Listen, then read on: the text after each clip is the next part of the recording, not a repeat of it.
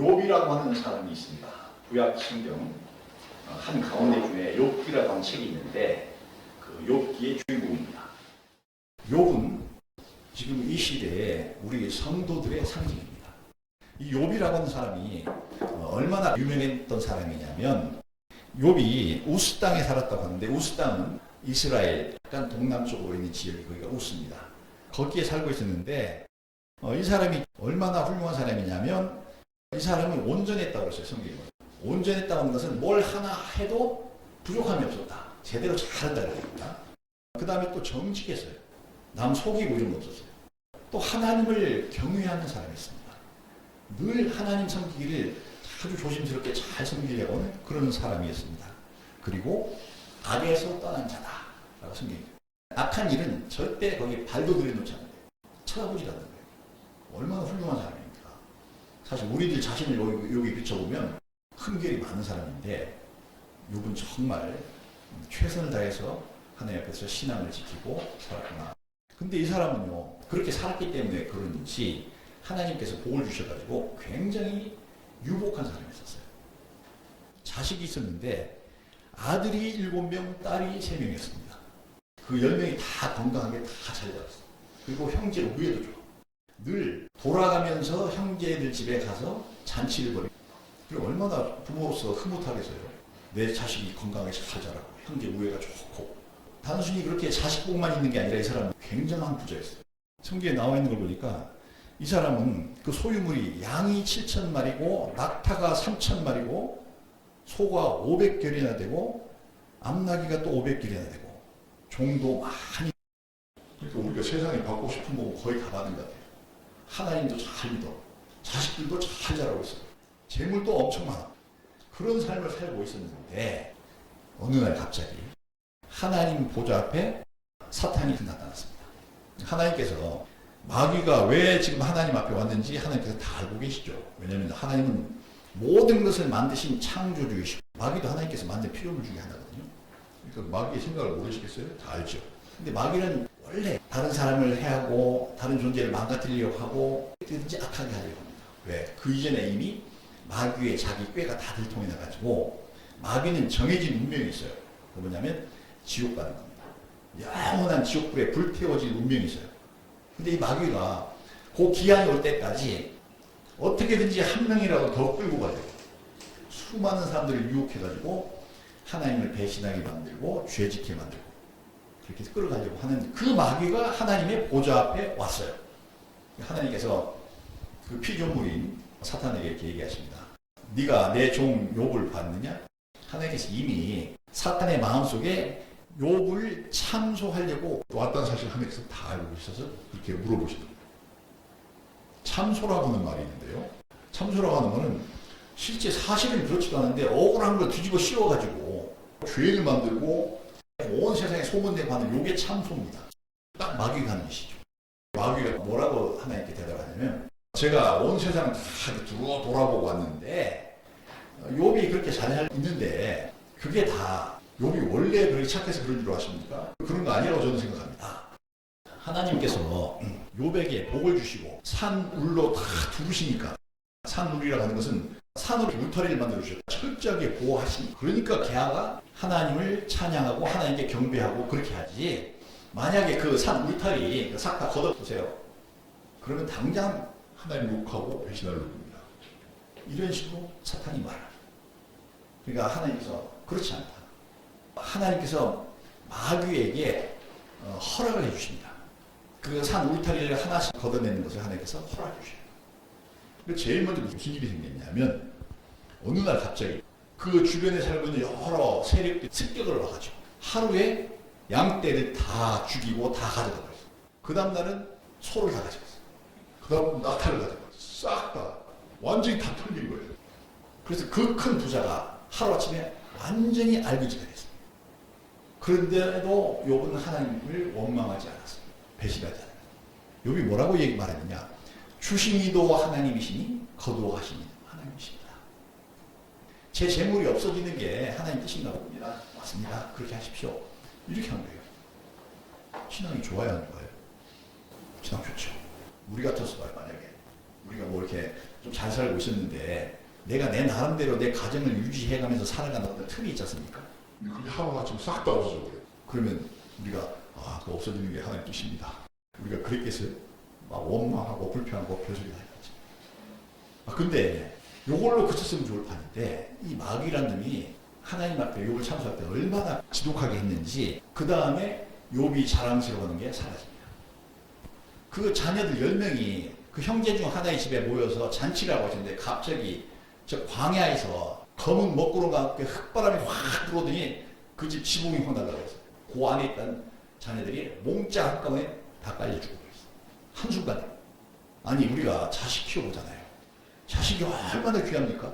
모든 재물 다 버리도록 자식 하나 지키려고 하는 게 부모의 마음 아니겠어요? 그런데 자식 하나도 그걸 할진데 10명이 모두 한순간에 마귀는 그렇게 함으로써 욥이 하나님을 원망하고 하나님이 배신하기를 바랬겠죠. 근데 욥은 그렇게 하지 않았습니다. 너무 고통스러워서 심하게 울고 통곡하고 그래도 안 되니까 마귀가 그 다음번에는 건강마저도 완전히 다 마귀가 와서 쳐서 머리끝 정수리에서부터 시작해서 발끝까지 완전히 다 악창이 났어요. 악창이라고 하는 건 뭐 종기나는 거죠. 사람을 알아볼 수가 없을 정도로 비참하게 된 거예요. 그리고 성경에 보니까 얼마나 가려웠든지 기왓장 깨진 것. 기왓장 깨지면 그 단면이 굉장히 거칠고 날카롭지 않습니까? 그걸로 피부를 벅벅 긁고 앉았어요. 그래도 욥은 하나님을 원망하지 않았어요. 인생으로서 모든 걸 다 잃었어요. 그래도 하나님을 원망하지 않았어요. 우리가 살다 보면 병 걸리잖아요. 근데 우리가 병이 심하게 들리면 하나님 왜 나만 고달픔을 겪어야 됩니까? 이렇게 나올 수가 있어요. 욥은 그러지 않았습니다. 그래도 하나님을 원망하지 않으니까 이번에는 그 마귀가 욥의 아내의 마음에 쏙 들었어요. 아내의 입으로 욥을 공격하기 시작합니다. 욥이 다 알거지 이랬잖아요. 그리고 자식 다 죽었잖아요. 병 걸려가지고 온몸이 고름이 질질 흐르고 있잖아요. 그러니까 부인도 옆에 가까이 안 왔겠죠. 아마 어느 구석에서 이렇게 긁고 있을 텐데 그 아내가 찾아옵니다.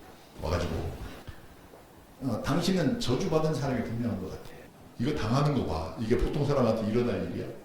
그러니까 너 차라리 하나님 원망하고 죽어. 이렇게 사람들 무슨 살아있는 가치가 있어. 하고 아내가 와서 욥을 공격합니다. 우리 세상 살아가 가장 친한 친구가 누구예요? 가장 친한 사람. 모든 것 다 말할 수 있고 모든 것 다 용서할 수 있고 모든 것 다 이해하고 할 수 있는 사람이 누구겠어요? 부부입니다. 내가 아무리 동성 친구가 많이 있고 좋은 친구가 있다 하더라도 부부 같지 않은 거예요. 근데 그렇게 가장 친하고 가장 이해해주고 해야 될 그 아내가 와서 거꾸로 하나님 욕하고 죽으래요. 욥의 심정이 어떻겠어요? 이건 뭐 이루 말로 할 수 없는 그런 상황이었어요. 그래도 욥이 뭐라고 하느냐? 어찌 당신이 어리석은 여자, 하나님 믿지 않는 여자 중에 하나처럼 그렇게 말을 하느냐? 하면서 오히려 아내를 그렇게 하면 안 되는 거야. 라고 이렇게 욥이 얼마나 훌륭한 인격자인지 모르겠어요. 그래도 안 되니까 이번에는 욥은 그 당시에 동방에서 아주 훌륭한 사람이기 때문에 친구들이 훌륭한 사람들이 많이 있었던 것 같아요. 근데 욥이 그렇게 완전 망했다는 이야기를 듣고 친구 셋이 찾아옵니다. 이쪽 지역에서 하나, 저쪽 지역에서 하나, 멀리 하나. 아주 뛰어난 학자들이고 아주 현명한 현자들이에요. 그 사람들이 와가지고 욥이 당한 모습을 보니까 이전에 욥이 그 잘 살고 똑똑하고 신앙 좋고 정말 부러울 게 없던 그 사람이 완전히 망하고 망가져가지고 비참하게 있는 모습을 보니까 얼마나 그것이 가슴 아프고 쓰라렸든지 욥 앞에 앉아가지고 일주일 동안 말을 못했대요. 이 셋이 얼마나 똑똑한 사람들인데 이 똑똑함을 자기들의 명철함과 지식 많음과 지혜로 다 동원해가지고 욥한테 너 얼마 회개해 이렇게 나옵니다. 네가 이렇게 당한 게 네가 이렇게 된 게 네가 무슨 분명히 감춰놓은 죄가 있을 거야 하면서 온갖 이야기로 욥을 막 공격하기 시작합니다. 욥이 나 아니야 나 무슨 그렇게 이렇게 벌거들 만난 죄 진 적이 없어. 그렇게 얘기해도 네가 인마 감춰놓은 거지 하고 별별 얘기를 해요. 욥이 막 계속 아니라고 변명합니다. 심지어 뭐라고 나오냐? 내가 언제 처녀를 주목하여 본 적이 있습니다. 예쁜 여자가 있다고 해서 내가 거기 혹시 내가 마음으로 줄지까지 거기다 앉혀가고 그렇게 살았는데 그래도 친구들이 끝까지 악착같이 네가 지금 네 죄를 감춰놓고 내놓지 않는 이게 이거 자체가 악한 거야. 그래서 막 공격합니다. 그거 얼마나 힘들겠어요. 지금 몸도 괴로워 죽겠는데 심정은 말할 것도 없고 그런데 와가지고 갈구는 거야 말이야. 그것도 똑똑한 언어로 논리로 막 욕을 갈구고 고백하라. 너 죄인이야. 너 나쁜 놈이잖아. 우리가 모르는 하나님이 하신 뭔가가 있었겠지. 근데 그 사람들도 하나님 잘 믿는 사람들이니까 내들어 귀찮으죠. 사람이 이 지경까지 가면이죠. 아마 제 생각에는 우리 보통 사람들 같으면 정신 이상 찾아올 수 있습니다. 그 이야기가 지금 욥기에 쫙 나와 있는 이야기예요. 아까 처음에 말씀드릴 때 욥은 이 시대에 하나님을 믿고 살아가는 성도들의 상징이라고 그랬지 않습니까? 근데 우리가 예수 믿고 나서 이런 욥이 당한 것만큼 명확한 당해본 적 없잖아요. 우리가 만약에 이렇게 당한다면 아마 정신 이상 될 것 같습니다. 제가 생각합니다. 그렇게 비참한 토론, 그 다음에 인간으로서는 도저히 감당이 안 되는 공격을 받아내고 있는데 거기에 엘리후라고 하는 어떤 한 청년이 탄다는 거예요. 그 새 친구한테 너희들 나고 이렇게 하는 거 아니야 하고 그들을 혼내게. 그리고 욥에게도 너도 회개해야 될 게 없진 않을 거야. 근데 친구들이 말하는 것처럼 그렇게 회개하라 안 합니다. 너도 네 자신의 원래의 모습을 잘 알아야 돼 라고 양쪽을 다 나무랍니다. 그 엘리후는 예수 그리스도의 상징입니다. 다른 사람은 미워하지 마, 욕하지 마, 정죄하지 마. 그리고 그럼에도 불구하고 우리 모든 사람들은 다 하나님 앞에 회개하고 뉘우쳐야 될 게 있어 라고 말을 하는 거죠. 그 엘리후의 이야기가 끝나자 하나님께서 직접 그들 위에 캄캄하고 백백한 구름 가운데 임하셔서 뇌성과 천둥병력으로 얘기하시면서 그 네 사람, 욥과 세 친구에게 얘기를 쫙 합니다. 그 이야기는 오늘날 우리 성도들에게 다 들으라는 얘기예요. 모든 인류가 다 들으라는 얘기예요. 그럼 하나님께서 이 세상이 얼마나 신비하게 만들어져 있는지 아는 이 세상이 얼마나 정교하게 만들어서 돌아가고 있는지 너희가 알아? 너희 아무것도 모르잖아. 근데 왜 이렇게 많이 아는 척을 하지? 그럼 하나님께서 72가지의 질문을 하셔요. 근데 아무도 대답을 못해. 그 질문 하나하나에. 근데 하나님께서 그 대답을 계속 질문을 해나가는 사이에 이 세 친구는 우리가 좀 잘못했네. 그 정도만 생각했었던 것 같아요. 이게 보면. 근데 욥은 깨닫습니다. 내가 진짜 뉘우쳐야 될 게 있었구나. 진짜 회개해야 될 게 있었다. 하고 그것 때문에 아까 42장 6절의 말씀. 내가 회개하나이다. 라고 욥이 입을 겁니다. 그게 뭐였냐면 하나님은 근본적인 질문을 하신 거예요. 욥에게 네가 지금 저지른 무슨 죄가 있잖아 이렇게 말씀하시지 않고 욥 너도 회개해야 될 게 있어 라고 말씀하시는 건데 하나님이 태초에 온 우주와 그 가운데 만물을 만드시고 그 모든 것들을 다 다스릴 수 있는 만물의 영장으로서 인간을 만드셨잖아요. 그리고 그 모든 만물을 다 다스리게끔 만드셨습니다. 생물들을 다 다스리게 만드셨습니다.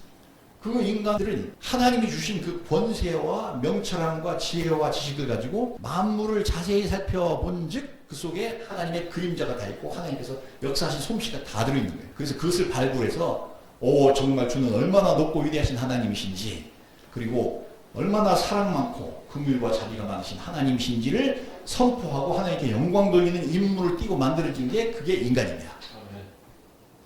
근데 만들어지자마자 뭐 했어요? 하나님 배신해버렸어요.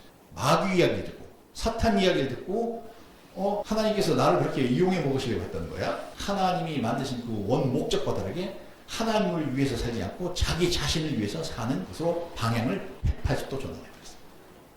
그래서 이 세상에 죄가 들어왔고 다 자기 힘으로 살잖아요. 열심히 자기를 위해서. 우리가 교회 다닌다고 해서 자기를 위해서 살지 안 사는 사람이 얼마나 될까요?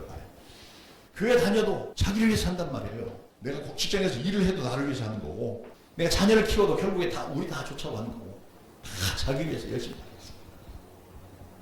언제부터?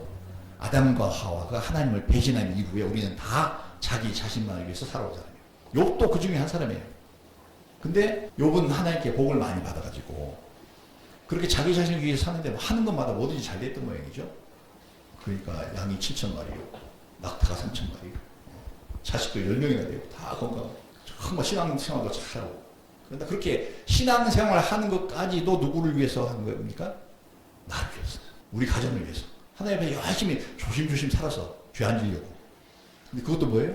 내가 죄 지면 내가 받아본 복 뺏길까 봐. 하나님을 경외했다고 하는데 경자가 공경경자입니다. 높인다는 얘기고 외자는 두려워할 외입니다. 하나님을 잘 섬기는데 눈치 봐가면서 조심스럽게 섬기는 거예요. 하나님을 경외하면서 악에서 떠나려고 했어. 왜? 내가 받은 복 뺏길까. 그게 이 시대의 보편적인 우리 크리스천들의 마음속 아니겠습니까? 욥만 그런 게 아니라 우리도 그런 거 아니겠어요? 그런 사람이 대부분입니다. 욥처럼 그렇게 극심한 고난이 찾아오지 않아서 내가 정말 하나님 앞에서 어떤 존재인지를 다시 한번 생각해보지 않고 있는 것 뿐이지 똑같은 마음으로 살았어요. 성경에 보면 죄에 대해서 두 가지로 이렇게 규정해놨어요. 하나는 원죄가 있습니다. 아담으로부터 시작 계속해서 유전적으로 내려오는 인간이 본능적으로 육체의 유전이 아니고 사고방식의 유전입니다. 그리고 사고방식뿐 아니라 본능의 유전이에요. 원죄가 있습니다. 원죄. 그 다음에 자범죄가 있어요. 자범죄는 원죄가 아니라 내가 자발적으로 어떤 죄를 지은 것. 그것이 자범죄입니다. 인간은 이렇게 두 가지 죄를 범합니다. 원죄와 자범죄. 근데 자범죄는 왜 나오는 거냐? 원죄가 뿌리고 자범죄가 거기에 열매예요. 원죄는 어디에 뿌리를 내리냐면 나의 마음속에, 사람들의 마음속에 뿌리를 내리고 있습니다. 그래서 사람들이 마음속 깊은 곳에서부터 하나님을 위해서 살지 않고 자기 자신을 위해서 살려고 생각이 꽉 쩔어 있어요. 원죄가 꽉 쩔어 있는 거죠. 그리고 거기에서 그 뿌리에서 싹이 나고 줄기 나와가지고 열매를 맺히기, 그게 자범죄입니다. 계속 그 생각 따라가다 보면 이 세상에서 짓는 모든 죄들이 다 나옵니다. 그래서 원죄가 위치한 것은 어디예요? 우리의 마음. 그 다음에 자범죄가 열매가 맺히는 것은 어디예요? 사람과 사람 사이의 관계에서 맺힙니다. 나와 저 사람 사이에 내가 죄를 져. 죄의 열매 때문에 둘이 불화하고 싸우고 미워하고 증오하고 서로 죽이고 살리고 온갖 짓. 또 원죄에서 싹이 나서 하나님과 나 사이, 인간과 인간 사이 관계뿐 아니라 하나님과 인간 사이에 거기에도 죄의 열매가 맺히게 됩니다. 그러면 어떻게 돼요? 하나님 미운 거야. 하나님 원망스럽고 하나님과 관계가 소원해져 버려요. 이런 것이 인간이 가지고 있는 기본적인 죄입니다. 욥은 자범죄를 안 지어서 낀 부분이지 원죄가 없는 것은 아니에요. 그런데 욥이 이 모진 고난과 고통을 겪고 나서 비로소 하나님께서 욥에게 해주시는 말씀을 잘 들어보고 있으면서 욥이 깨달은 겁니다. 아, 내 속에도 원죄가 있구나. 나를 원래 만드실 때 하나님을 위해서 살으라고 만드셨는데 내가 그렇게 살지 않고 내가 잘 살았든 못 살았든 그 모든 게 나를 위해서 살았던 거구나. 그래서 욥이 제가 회개합니다. 그렇게 말해요. 여러분, 우리는요, 욥보다 복이 훨씬 많은 사람들입니다. 욥은 이 고난을 통해서 생각이 거기까지 미쳐가기까지 얼마나 어려운 과정을 겪었습니까? 근데 우리는 그런 거 안 겪었어도 하나님 성령께서 깨닫게 해주잖아요. 내 속에 원죄가 있어서 늘 나를 위해서 살려고 합니다. 아, 이러면 안 되는데. 깨달음이 오잖아요. 그리고 자범죄 안 지려고 하는 거죠. 이 원죄를 계속 우리가 다룹니다. 그래서 예수님께서 그 원죄의 문제도 해결하고 자범죄의 문제도 해결하기 위해서 우리에게 뭐라고 하셨냐면 누구든지 나를 따라오려거든 어떻게 하라고요? 자기를 부인하라. 내 속에 뿌리 내려있는 이 원죄에 의해서 생각나는 것들, 그 기본이 그거예요. 그냥 나를 위해서 살아야 되겠어. 나를 위해서 내가 열심히 살아야지 하는 그 생각.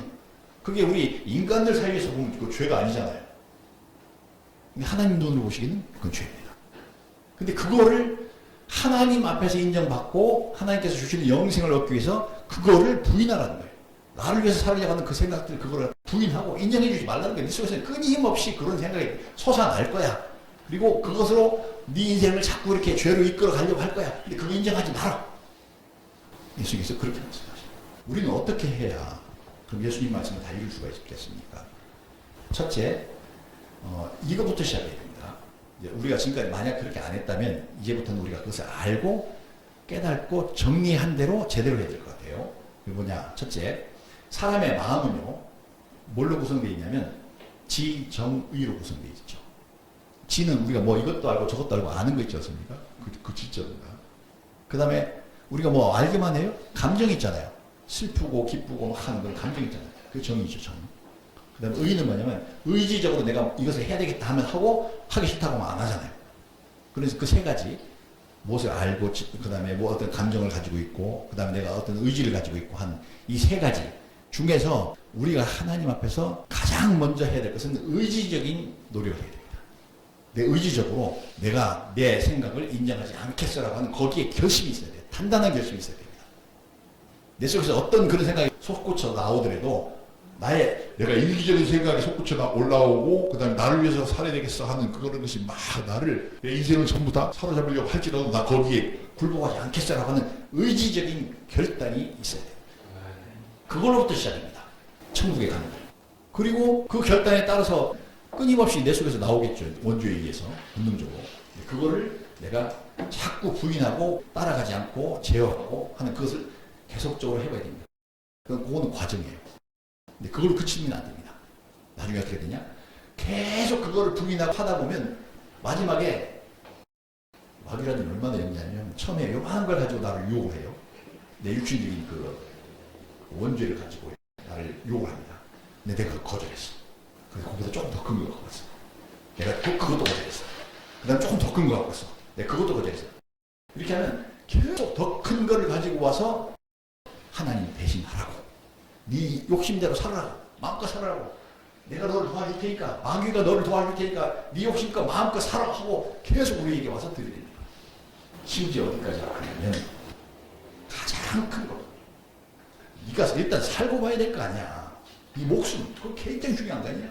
일단 살고 봐야지. 그 다음에 하나님 믿는 것도 있지. 이런 소리 막 해가면서 내가 만약에 여기서 하나님을 시인하면 나는 죽을 수 있어. 그리고 내가 하나님을 부인하면 살 수가 있어. 그런 지경에까지 몰아가서 내 목숨과 하나님 믿는 것과 맞바꾸라고 마귀가 그렇게까지 줘. 그런 지경에 왔을지라도 내가 하나님을 부인하지 않고 하나님의 뜻을 따라서 내가 살겠어. 내 목숨을 내버렸어. 이렇게 하고 가는 그것이 자기 십자가에 위해서 죽는 거예요. 이 찬찬한 이 과정을 밟아오는 이것이 자기 십자가에 위해서 죽는 것이고 최종적으로는 거기까지도 갈 수가 있어요. 예수님이 그렇게 하라고 그랬어요. 누구든지 나를 따라오거든. 주님 계신 그 천국까지 오려고 하거든 자기 일을 부인하고 솟구치는 원죄의 욕망을 부인하고 자기 십자가를 지고 예수님을 따라오래요. 예수님이 어떻게 살아가셨는데요? 희생 제물로 사셨잖아요. 다른 사람을 구원하기 위해서 자기 인생을 다 바치셨잖아요. 와서 모범을 보이신 겁니다. 우리가 구원받으려면 그런 길을 따라서 살아야 된다는 건 모범을 보이시려고 이 땅에 오셔가지고 인간으로 오셔서 그런 일생을 살아주신 거예요. 따라가야 비로소 우리가 천국에 이를 수 있다. 라고 성경이 말하고 있어요. 근데 이런 이야기를 서로 나누고 듣고 하면요. 아 맞아. 그렇게 해야지. 성경의 진리도 맞아. 근데 실제로 나의 현실에 살면서 그런 일이 닥치면 내가 그걸 쉽게 할 수 있느냐? 어렵습니다. 굉장히 어렵습니다. 그래서 예수님께서 진짜 해결책을 알려주셨어요. 그럼 그렇게 가려고 네가 한 그런 의지를 가지고 있니? 또 신앙의 결단을 했니? 그러면 너는 이렇게 해야 돼 라고 알려주는데 그게 뭐냐면 성령으로 거듭나는 거예요. 사람의 마음으로는 그거 못합니다. 근데 하나님의 신이 내 속에 와서 나의 영원한 생명이 되어주시면 내가 그것을 할 수가 있어요. 하나님의 신의 성령의 충만함을 받아서 성령으로 거듭나서 하나님의 신이 그를 인정하고 그를 데리고 가서 그렇게 사역할 수 있도록 하나님께서 역사해 주신 그 사람의 인생을 보면서 성령으로 거듭내야 됩니다. 이렇게 성령으로 거듭나서 하나님 앞에 바쳐지면 뭐가 생기느냐? 우리가 지난주인가 지지난주인가 공평하신 하나님에 대해서 말씀 나눈 적이 있었죠. 하나님 공평하시기 때문에 내가 그렇게 나를 완전히 희생해가지고 하나님의 뜻을 행하려고 할 때 내가 완전히 손해만 보고 적자만 보고 끝나게 만들 것이냐? 하나님 그렇게 하시지 않습니다. 그 사람에게 이 세상이 줄 수 없는 진짜 큰 기쁨과 행복과 만족을 하나님께서 주십니다. 어떻게 주시느냐? 세상의 물질로 주시는 것이 아니고 이 세상의 명예와 권세로 주시는 것이 아니고 하나님과 내 영혼이 교감하고 교통함으로써 내 영혼이 하나님의 빛으로 얼마나 밝아지는지 하나님이 가지신 그 거룩한 기쁨이 얼마나 내게 넘치는지 하나님과 내가 얼마나 밀접해지는지 하나님과 내가 얼마나 친밀해지는지 이런 것으로 내가 땅에서 손해보고 내버리고 희생했던 그 모든 것을 보상하고 남을 수 있게끔 하셔요. 그렇게 보상해 주시죠. 그래서 하박국서에 보면 이런 얘기 말씀했죠. 나는 외양간에 송아지가 없으며 밭에 소출이 없으며 무화과 나무 열매가 없어 나는 여호와를 위해서 기뻐할 것이다. 하나님을 위해서. 그 하박국 선지자도 모든 걸 다 버린 사람이거든요. 하나님의 뜻을 위해서 모든 걸 다 버린 사람이에요. 하나도 이 세상에 있는 남은 게 없이 다 버린 사람인데 그래도 나는 이 세상에 가진 거 하나도 없죠. 나는 하나님 때문에 너무 기뻐. 그렇게 써. 하박국도 3절에 보면 그런 말씀이죠. 아프가니스탄 가서 죽든지 파키스탄 가서 죽든지 간에 거기 가서 자기를 내어놓는 사람들이 많이 있지 않습니까? 다른 사람들이 볼 때, 객관적으로 볼 때 굉장히 비참해요. 뭐로 저렇게까지 살아야 될 필요가 있을까 말할지 모르지만 그의 내면은 정말 하나님의 영광으로 가득하고 정말 기쁜 삶을 살아가고 있게 됩니다. 하나님께서 그렇게 역사하시죠. 욥이 주님께서 그걸 깨달았어요. 아, 내가 나를 위해서 살았다. 내가 열심히 살았지만 그게 주님을 위해서 한 건 한 번도 없고 내 자신을 위해서 살았다. 욥이 그 온몸이 엉망진창 만시장이 되고 심지어 아내도 와서 하나님 저주하고 죽으라고 하지, 친구들도 뭔가 큰 죄를 진동해야 됩니다. 그럼 이렇게 큰 벌을 받을 리가 없어 하고 막 갈구하는 그 속에서도, 그 비참한 상황 속에서도 욥은 회개했어요. 회개하는 게 뭐냐면 내가 지금까지 그렇게 살지 못했구나. 하나님이 나를 만드신 원 목적대로 살지 못하고 나 자신만을 위해서 살았구나 하고 거기서 돌이킨 겁니다. 회개한 거예요. 하나님께서 그걸 보시고 욥이 돌이킴을 보시고 그 다음에 욥에게 병을 낫게 해주시고 친구들한테 얘기합니다. 너희들은 분명한 죄가 있어. 욥을 향해서 이렇게 닥달한 거, 너희들 분명한 죄가 있어. 너희들 자신도 큰 죄인이면서 다른 사람을 그렇게 정죄하는 너. 각각 회개하는 희생의 제물로 하나님 앞에 제사드려. 하나님께서 그렇게 하셨어요. 그리고 다시 욥의 건강을 회복시켜갖고 그 후에 하나님께서 욥이 이전에 가졌던 것 다 2배로, 다 2배로 축복해 주셨어요.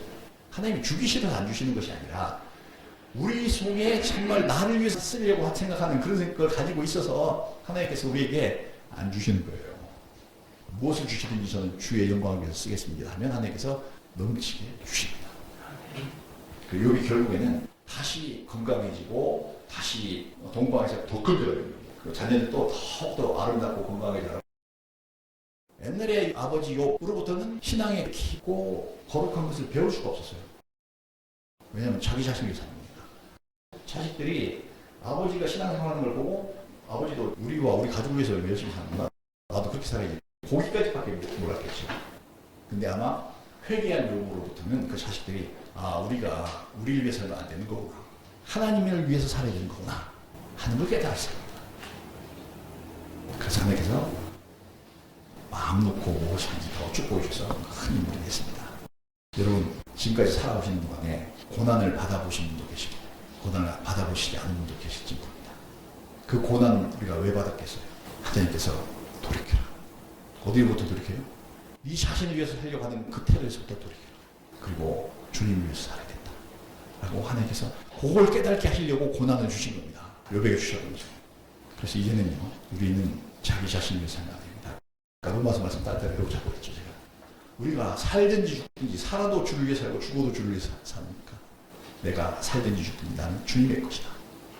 인간은 하나님을 위해서 살도록 만들어진 존재입니다. 그리고 그렇게 될 수 있도록 성령으로 거듭나서, 우리 성령으로 거듭나기 전에는 그러지 않았었어요. 그럴 수가 없어. 성령으로 거듭나서 새로운 영원한 생명을 가지고 있잖아요. 그거는 다시 영원한 생명을 가지면 진짜로 하나님만을 위해서 살아라고 그렇게 주신 거예요. 이게 성령으로 거듭났어요. 그러니까 회복된 거죠. 아담과 하와가 타락하기 그 이전의 상태로 회복된 거예요. 남은 인생이 얼마인지 모르겠어요. 우리 각자의 남은 인생이 각자 얼마인지 모르겠습니다. 그 남아있는 인생 욥처럼 나는 이제부터 나를 위해 살지 않겠습니다. 주님만 위해서 살다가 가겠습니다. 그런 결심하는 우리 모두가 되고, 특히 우리 오늘 청년들이 없어서 조금 아쉬운데 그 두 청년은 젊어서 그런 결심을 하면 정말 인생이 진짜 복되고 가치 있고 하나님 보시기에 정말 찬란한 그런 인생이 될 수 있습니다. 오늘 이 자리에 엎드려도 다른 청년들에게 그런 은혜 주셔서 일생 다 살고 나서 제가 최선을 다해서 주의 영광을 위해서 살았습니다. 주님을 높이기 위해서 살았습니다. 그 아름다운 우리 청년들을 예수님의 이름으로 축복합니다. 네. 잠깐 기도하십시다. 하나님 아버지, 인생 사는 동안에 우리가 혼미한 가운데 인생길을 걸어왔었는데 이제 주의 말씀으로 저희 인생의 앞길을 밝게 보여주시니 감사합니다. 이제 우리가 정말 나를 위해서 살지 아니하고 주님을 위해서 사는 진정한 주의 자녀, 진정한 하나님의 종, 진정 하나님께 사랑받으시는 영혼 되도록 축복해 주옵소서. 오늘 이 자리에 함께 모이기는 못했으나 이 교회에 소속되고 또 한 몸 되어 주를 섬기고자 하는 많은 다른 영혼들도 있습니다. 저들에게도 동일한 감동 주셔서 나날이 시간이 갈수록 더욱더 주님 앞에 가까이 나오고 주의 영광 잘 드러내는 그런 인생 삶을 하여 주시옵소서. 또 저희와 저희 가족들, 저희 소속된 가족들, 저희 직장에 소속된 사람들 다 그런 축복받아 우리가 마음 앞에서 하나님 찬양하며 감사하게 하여 주옵소서. 예수님 이름으로 기도합니다.